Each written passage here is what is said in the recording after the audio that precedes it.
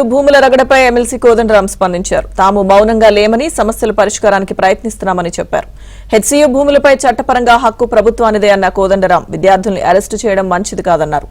వారిపై పెట్టిన కేసులు ఉపసంహరించుకోవాలని ప్రభుత్వాన్ని కోరారు.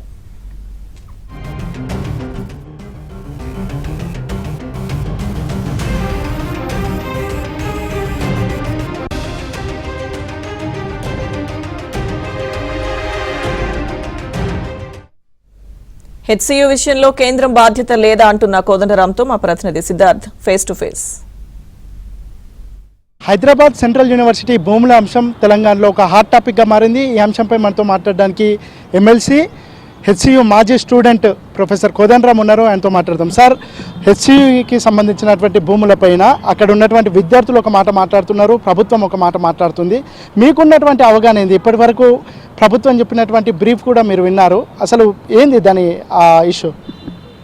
అదే వాస్తవానికి ఆ భూమి గతంలో యూనివర్సిటీ వాళ్ళ సమ్మతితో అదొక కంపెనీకి ట్రాన్స్ఫర్ చేయటం, దాన్ని ప్రభుత్వం రద్దు చేసి మళ్ళీ తన చేతుల్లోకి తీసుకోవటం జరిగింది.